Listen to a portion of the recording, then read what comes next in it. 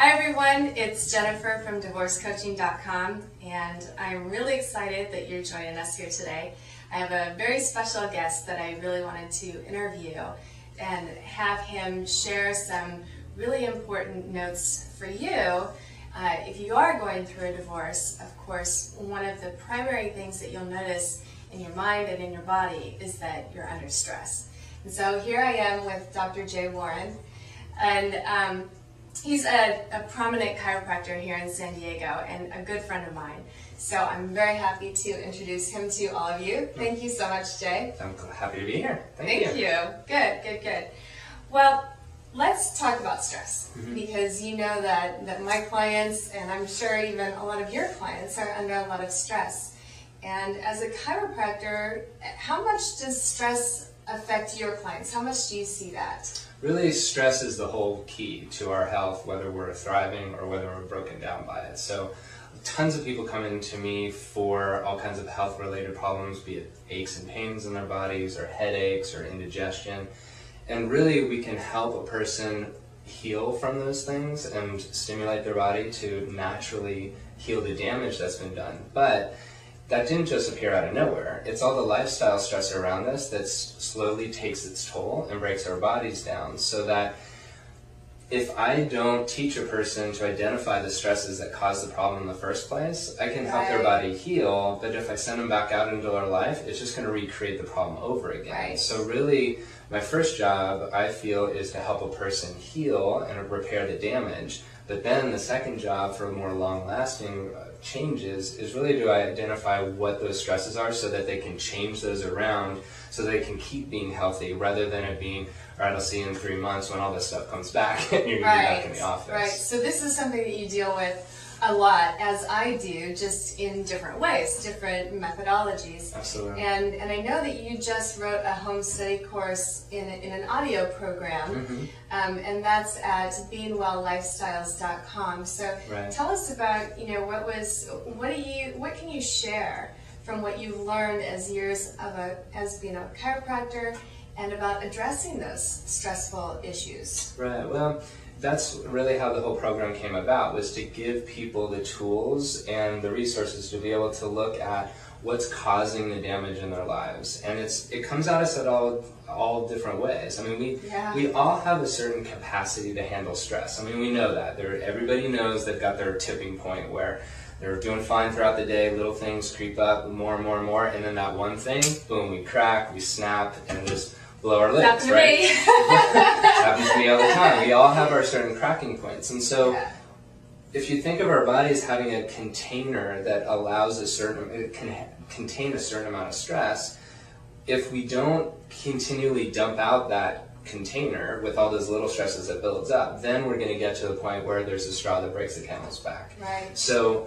really what we're trying to do is be able to find out what stresses you out, why are you not handling it very, very well, and be able to give you the tools to do so. And so what I teach my clients is something that's called the 2-3-4 stress formula. And it's a simple concept for people to understand what stress is, why, how it's coming to you, and then what you can do for it. So the 2, 3, and the 4 is that there's 2 types of stress that come to you. It comes in 3 forms, and then there's 4 main tools for you to be able to deal with it. Good formula. We want to hear about that. Right. Okay, so tell us, what is the 2 about? The 2 is about that when it really boils down to the simple things, there's only 2 types of stress. There's either positive stress or negative stress. And, as we're talking about stress, most people think of the negative stuff, like, oh, I'm so stressed out. Right, and it's usually, and we see stress as a negative thing. Right. But really, the true definition of stress is any outside stimulus that causes your body to change. Now, change is sometimes bad and sometimes good. It's all relative, right? Absolutely. So a positive stress on you is something that's constructive, that makes you healthier. A negative stress is something that breaks your body down. So if you think of the 3 types of stress, which is the next part, there's physical stress, there's biochemical stress, and there's emotional stress. Right. And we all think, again, if we're thinking about stress, we think of negative stress and we think of emotional stress. But physically and chemically, there's tons that we're subjected to as well. So to run through so tell us about those other ones too. Right. So if a positive stress on your body is a workout that works out your entire body, you get a good sweat and you feel stronger, clearer headed, and just really good after the workout. It's causing your body to change, but it's causing you to feel good and to be healthier. Right. Whereas a negative physical stress is sitting on our butts all day long, typing at the computer, and not moving around. Not moving, right. That over time is going to break our health down. Absolutely. So, and a positive chemical stress is eating organic foods, or eating lots of fruits and vegetables, or things that are healthy for us, versus the negative chemical stress is eating junk food.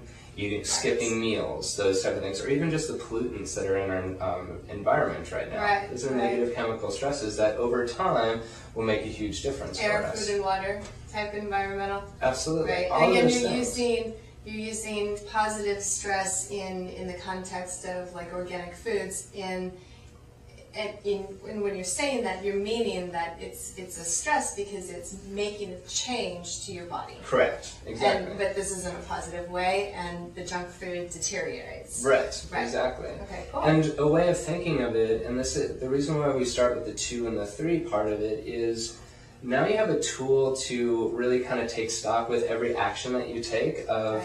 Is this going to be healthy for me, or is it not? Everything that you do is either moving you towards health or towards sickness, when it really comes down to it, right? It's either moving towards what you want or what you don't want, right? So if you're sitting down at a meal and you're looking at the food, you can simply ask yourself, is this a positive stress for my body, or is it a negative stress? If you're looking at exercising or not exercising, you can ask yourself, is this positive or negative? Same thing with emotional stress. I mean, and you had talked about with people coming into my practice, emotional stress is the main reason why our health breaks down.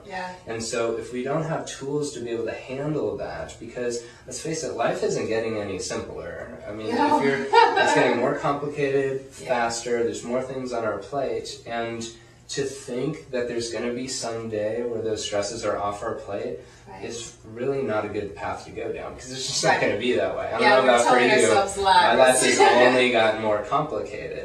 But we can withstand those stresses better than we do.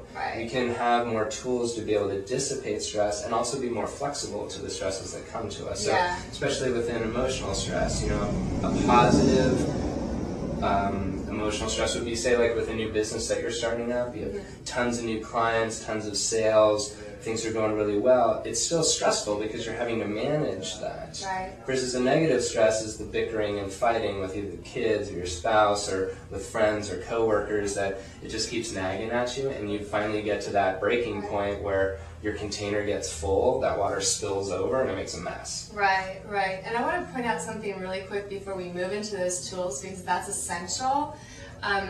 But you know, for the viewers of this video who may be going through a divorce right now, you brought up something really key. You know, that we do kind of tend to fantasize with ourselves, thinking, oh, when I just get through this, that stress isn't going to be there anymore.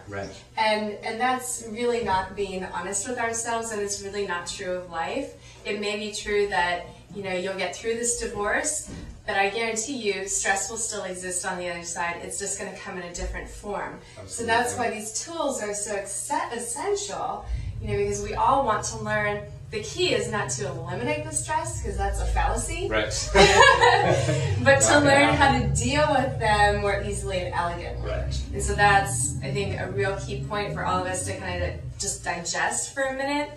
That, you know, let's let go of the fantasy that there's going to be some destination in the future where the stress doesn't exist, but let's learn how to flow through it and handle it and manage it a little bit more better.